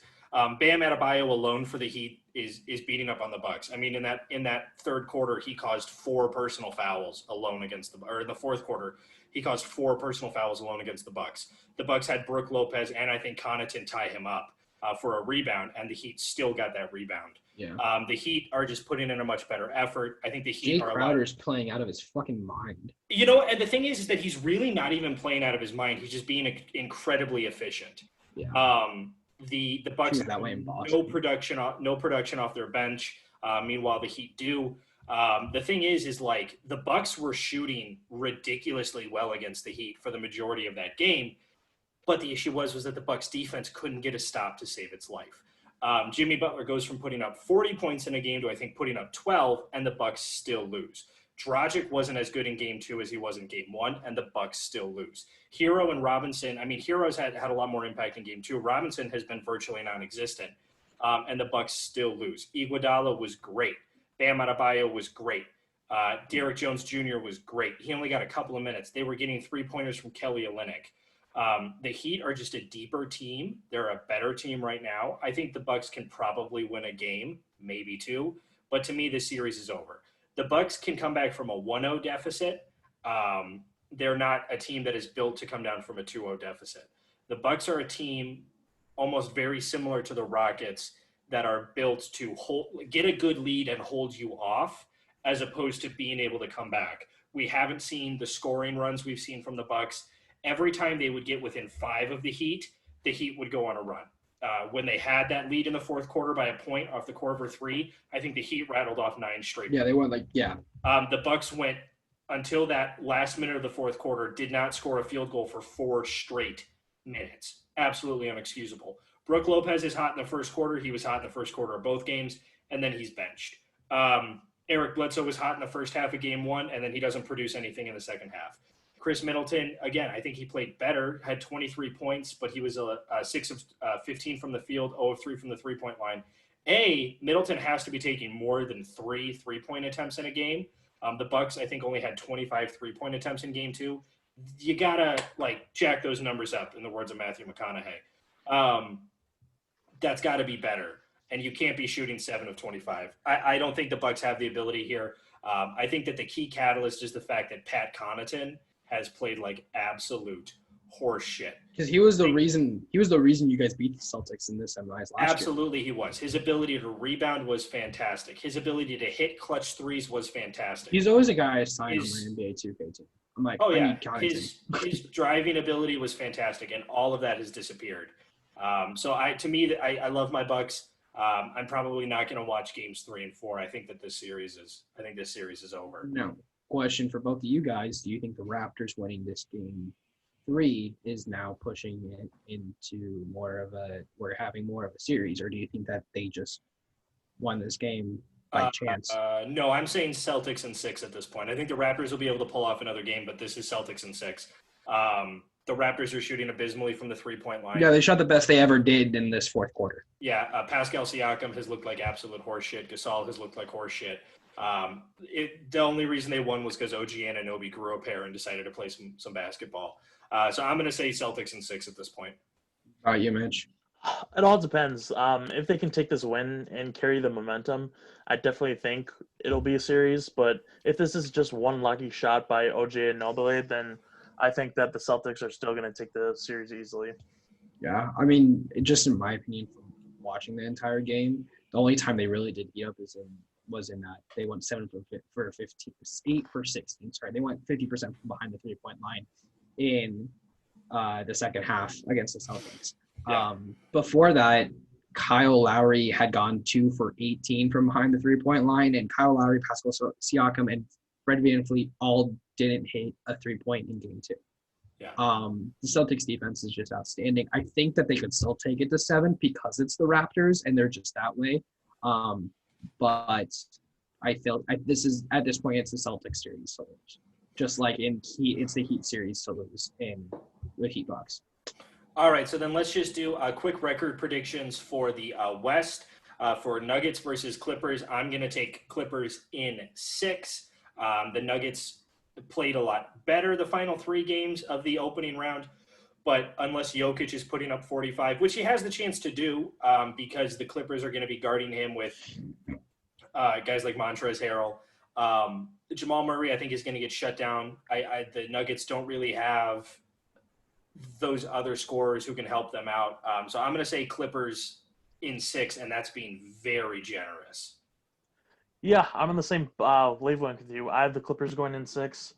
I feel like after seeing what they're able to accomplish coming back down 3-1, this team, I think, really held together, and I think that they're pretty much a complete team like the Clippers. They both have really great starting lineups, and they have the bench to back it up, and they have pretty good opposing coaches. So I definitely think it's going to be a 6-game series, but I just think Kawhi is going to take over at some point, and I think the Nuggets are going to see some of the troubles they saw against the Jazz, and that's why I have Clippers going in 6. I'll go Clippers in 7 just to give Nuggets the benefit of the doubt, because I think that, saying that it was going to be over in 4 or 5 last series was a little shitty on all of our parts. Oh yeah. So I'm going to say 7 just to like cover my ass here. But I mean, there's some just key differences. The Clippers are probably either the first or second best all around team behind the Celtics, with like the Celtics being up there in terms of just efficiency on offensive and defensive sides. Like one of the two teams that have offensive and defensive efficiencies within the top 5 in the league. They don't just have one good scorer; they have like 4. Because if it's not Kawhi, it's Paul. If it's not Paul, it's Montrezl Harrell can shoot. Lou Williams can shoot. They're gonna get Pat Beverly back. Pat Beverly's coming Williams can back. shoot. Holiday can shoot. Yeah, like there's a myriad of different shoot. scorers. Doc Doc can can shoot. Yeah. And Clippers are gonna. I'll say 7 because they're better defensively and they have a better offense than the Jazz did, and Jazz took them to 7. So we'll see. All right, so then let's talk about Lakers versus Rockets. I am going to pick the Lakers in 6. But this is the really big but. It's all going to be dependent on how Russell Westbrook is going to play, because Russell Westbrook did not play well in the 3 playoff games against the Rockets. He did not, or against the Thunder. He did not. Harden is going to put up his points. I think that the small ball defense for the Rockets is going to do pretty okay. It's done okay so far. But I just think that the Lakers and LeBron are built different. So I'm going to say Lakers in 6. I'm not that generous. I'm going to go Lakers in 5. I think that the Rockets are definitely talented enough to get at least one game, but I'm not a believer in Harden. You know, he's a choker. You know, he played shitty offensively last game, and he got a lucky defensive play. I'm not a fan of this small ball lineup, especially against the Lakers. I mean, you're really going to put PJ Tucker against Anthony Davis, and then you have that. Then who's going to guard LeBron? I just think they're a little bit too big for them. And, you know, Anthony Davis is Anthony Davis, and I think he's going to get his. And LeBron's, you know, shaking off the rust and waking up a little bit, and we're seeing, you know, LeBron being LeBron. And, you know, when those twos are going, I think they're just going to dominate this kind of team.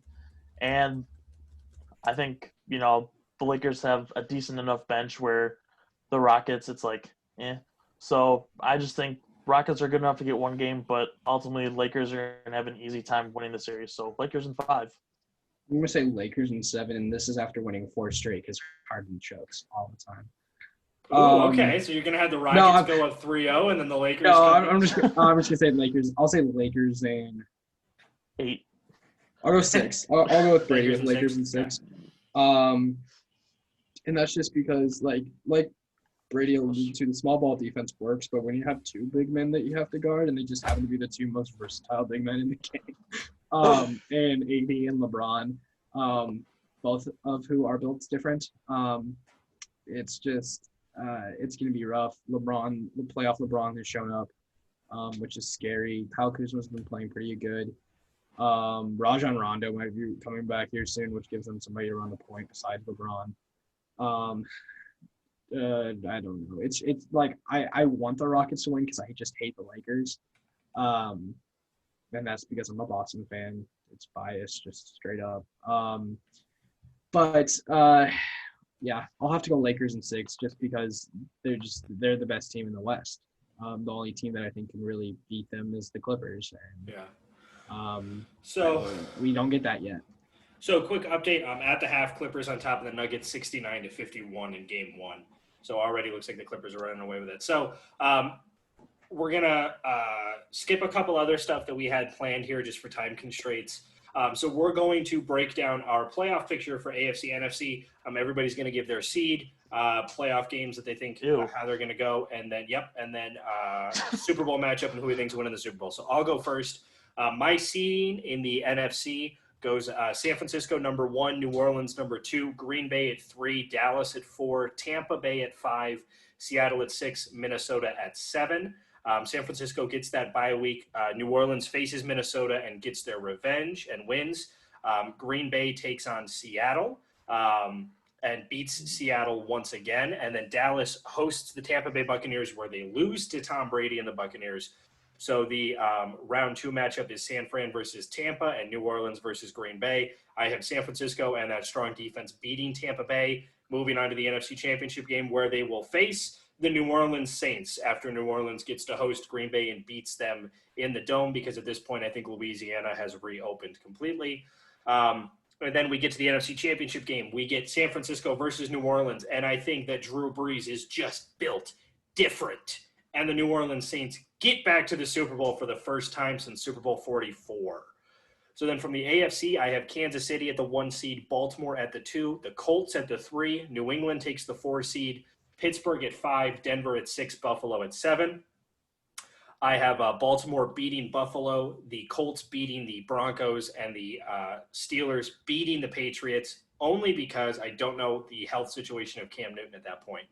So Pittsburgh will then go to Kansas City for the divisional round where they will lose to the Chiefs, and Baltimore will get to host Phillip Rivers and the Colts, and Lamar Jackson will finally get his first playoff win against the Colts. Kansas City, Baltimore, then in the AFC Championship game in Kansas City, and I say that the Chiefs are going back to the Super Bowl. So my Super Bowl matchup is Kansas City versus New Orleans, and this is where a quarterback will get his second ring, but that quarterback will be Pat Mahomes. So the Chiefs, I have them repeating as Super Bowl champions this upcoming season. Now, once we get to our normal season predictions, that might change, but for our preseason predictions, that was my playoffs.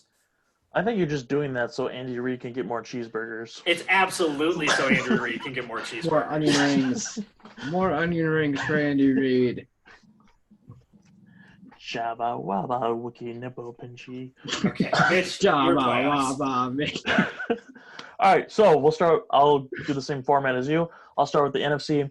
So starting with number 1, I have the reigning NFC champions, the 49ers. 2, the Tampa Bay Buccaneers. 3, Green Bay Packers. 4, the Cowboys. 5, Seattle. 6, New Orleans. And 7, Minnesota Vikings. And so for wild card, I have Tampa Bay beating the Vikings, the Packers beating the Saints, and the Cowboys beating the Seahawks. And then as we get to the divisional week, I have the 49ers beating the Cowboys. I have Aaron Rodgers edging out Tom Brady. And then we get to the NFC Championship, and I think it's going to be a repeat of what we saw last year. I think it's going to be it's going to be a little bit closer, but I'm still not convinced of our rush defense, especially with their injuries to inside linebacker that's been happening. So I still think there'll be too much in the run game, so 49ers will go back to the Super Bowl. And then in the AFC, I got the Ravens at 1, 2, Kansas City, 3, Tennessee, 4, New England, 5, Cleveland, 6, Pittsburgh, and 7, Buffalo. And so for wild card week, I have Kansas City beating the Bills. I have, let's see. Oh, why did I put the Bills twice? Because they're just built differently.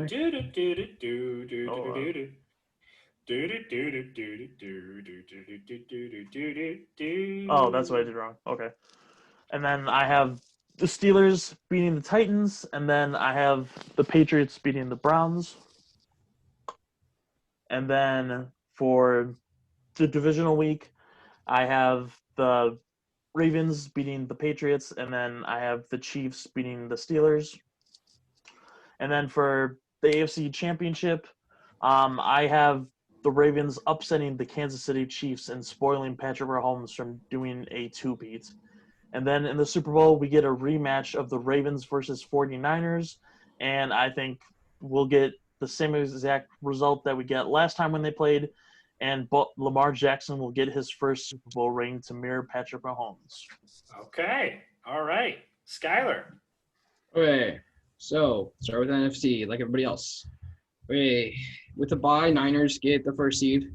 We got at number 2, we got Saints, 3, Packers, 4, Cowboys, and then our wild cards go to the Bucks, the Seahawks, and the Eagles. So in that first wild card round, we have Saints at Eagles. I think that because Carson Wentz is just usually never there for the playoffs. The Saints were one of the 2 teams that I thought just got better throughout the offseason. And then this is just the wild card, so Breeze won't be playing completely like shit. I have to give it to the Saints. Then we have the Packers versus Seahawks, a rematch of that 2014 NFC Championship game. But this time, Packers actually have good tight ends and a relatively okay defense. And the Seahawks can't rush, and they don't get out of the base defense. So I have to give it to the Packers. Cowboys versus Buccaneers. This is going straight Cowboys. I think Tom Brady loses in the first round in the wild card because he doesn't get a first round bye. And the defense is still a little, we don't know what that defense is going to look like. They just added Leonard Fournette. But again, he's not a versatile back like what Brady likes. He's more of a like Garrett Blunt type, and they don't have a versatile back in order to like partner with him. So I have to give it to the Cowboys there. So going into the divisional then, we'll go with Niners versus Cowboys. I had to pick the Niners, probably the best team in football right now, just all around. Jimmy G's been getting better and better. They've gotten more weapons on that offensive side. The offensive line has just stayed consistently good. And they have one of the best pass rushers in the NFL on that defense. Packers and Saints go to the Superdome. Rematch of an earlier week. One of the early weeks, but this time it ends up just a little bit differently. I think Aaron Rodgers finally gets a win in the Superdome. I think they beat the Saints. I think Drew Brees finally retires with a loss against the Packers in a divisional. And so I think the Packers then go west to face the Niners. And just like Mitch, I think it's kind of a repeat of last year. I think that the Packers' run defense hasn't figured out anything. I don't think Jimmy G is going to throw as I think he's going to throw more than he did last year, but that doesn't jeopardize the Niners' chance of winning. So I have the Niners winning the NFC this year. To go to the AFC, from 1 to 7, Ravens get the bye. Chiefs get the number 2. Patriots get the 3 because the Titans got the number 4. And then wild cards, Browns at 5, Colts at 6, and then Steelers edge out the Cincinnati Bengals with a tiebreaker for the 7th. Just thought I'd throw that in there. Okay, in the first round, I have the Browns beating the Titans because like last week or 2 episodes ago when we talked about the Titans, their offensive line isn't that good. Their weapons not really heard of. I don't think Ryan Tannehill is going to be performing the same way, and neither is Derrick Henry. And I think the Browns are just built a little different. Steelers versus Chiefs. As good as that Chiefs offense is and that Steelers defense can most likely counter them, I'm not, like I've said before, I'm not really sure about that Steelers offense. And I think the Chiefs defense is, if not take a step back, they'll at least play the same. So I think the Chiefs are able to win that game. And then Colts Patriots. This is really Colts defense versus Patriots offense. And like in the Indy episode, I don't think Colts have enough weapons in order to counter the Patriots defense. So I have to give it to the Patriots. Ravens versus. Of course you do. Ravens versus Browns. This is really easy for me to say. Ravens win it. I as much as I'm excited for a playoff versus for just those 2 young quarterbacks, I can't not give it to the Ravens. I think that they're the team that improved the most in the offseason. And I just have to got to give it to Lamar Jackson. Patriots Chiefs also really easy. I have to give it to the Chiefs. Patriots at that Thank point God. we won't know what Cam Newton's going to be. That defense is good, but it's not good enough to stop Mahomes. Based on Brady's not the other quarterback. Player. Brian Hoyer will take us to the promised land. Ravens versus Chiefs. This is a rematch of an earlier game. Again, can't remember who I have winning that game. But in this time, I'll have to give it to the Ravens. Again, I think the Ravens have a better defense than the Chiefs. I don't think it's just Lamar Jackson that wins this game. I think it's their running game. I think it's the fact that Hollywood Brown put up 25 pounds of muscle in the offseason. That's insane, guys. He got swole. So I have to give it to the Ravens to win the AFC. They're just best AFC team. And then in that Super Bowl, AFC, the Ravens versus Niners, I'm going to give it to the Ravens. I think that being able to run the ball, having a quarterback that can throw relatively well, take advantage of some aging secondary, I think that the Ravens are able to. I think they have the tools in order to beat it all. And Jimmy G and Kyle Shanahan probably blow a lead again. Probably. All right. So Mitch and Skylar have the Ravens winning the Super Bowl. I have the Chiefs.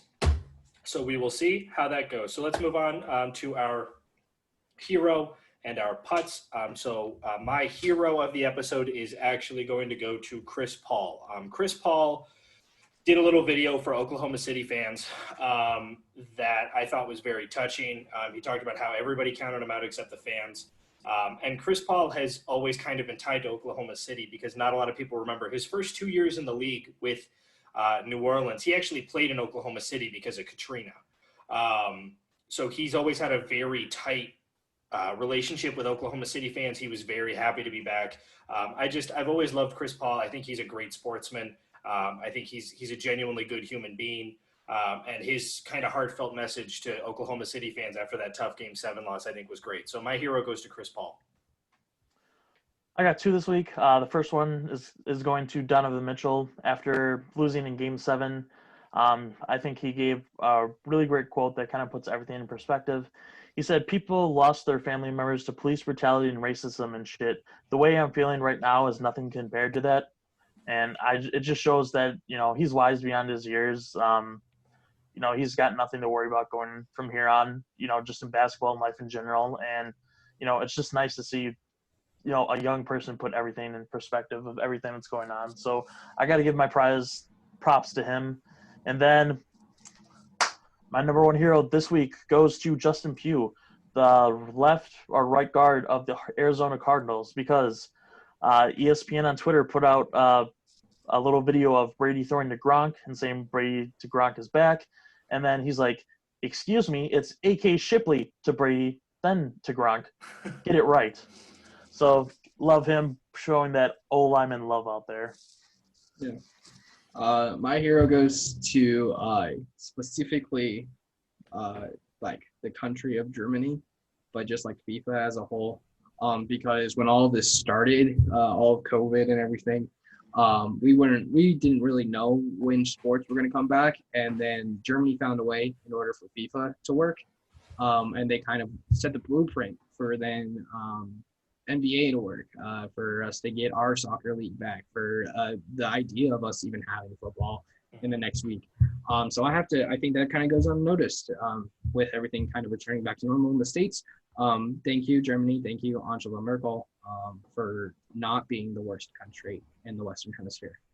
Yeah, they have some stuff to make up for. So they have a lot of stuff to make up. Yeah. So now our putt is the antithesis of this. My putts goes to Kirk Cousins. Because when asked if he's worried about getting coronavirus and playing for the season, Kirk Cousins said, and I quote, "If I die, I die." And I think that is a very dangerous thought to have in this country where we are about to reach the milestone of 185,000 people have died, either directly because of COVID or because of COVID-related symptoms or because of COVID triggering something else. Don't trust the misinformation where they say only 6% of victims actually died from COVID. Remember, COVID creates something that then creates something else. I saw a great thing, which was if I have type 1 diabetes and I go running into the woods and a bear attacks me, and I bleed out at the hospital because the hospital can't get my blood sugar right because of my diabetes, my cause of death is going to be bear attack, not, oh, well, technically she died because she had diabetes. No. COVID creates other symptoms the same way that cancer creates pneumonia or other symptoms, the same way that typically what you have isn't what actually kills you. I thought that was a very dangerous thought from Kirk Cousins. This is now the second time he's been on my list. And for a guy who has young kids and represents a community, it's really shameful on his end that he would say just such a blunt and, in my mind, insensitive comment. Who the fuck does he think he is? Ivan Drago with that statement? Yeah, right? Exactly. If he dies, he dies. He does. All right, so I'm going to go on a mini spiel here. So my putts of the week goes to a Mr. Richard Jefferson. Good old Dick Jefferson. Yeah, former NBA player / LeBron crony. So after the Heat took Game 2, he proceeded to go on Twitter and tweet out, "Giannis might be a Pippen, ... There, I said it. He needs his Jordan." And then proceeded to do the picture of Pippen putting his foot up, and it's a Jordan. And this is the year that, Jordan wasn't there, blah, blah, blah. And so After he does that, Scottie Pippen claps back on Twitter saying, "I'm not Giannis. I don't have back-to-back league MVPs. He will in a matter of days, and he's not me." The question is, who are you? And it does not stop there because where is it? After that, Jay Williams, an analyst for ESPN, specifically college basketball, said, "So LeBron was a Pippen with the D Wade once. Nothing wrong with that until you get over the hump." And then after he said that, LeBron chimes in saying, "Explain to me what the fuck I got to do with this subject matter. I'm over here minding my own damn business preparing for the Rockets. And by the way, I ain't never been nobody but my damn self, king shit." And so, yeah, Richard Jefferson is a putz for what he said, and then all the drama that proceeded from that statement. Well, like it's like I think it's a his bad one- comparison. I think had his comparison been Giannis is a Jordan waiting for his Pippen, it may have been a little bit better. But like Jordan was still a great player until Pippen showed up. He just couldn't get to the championship.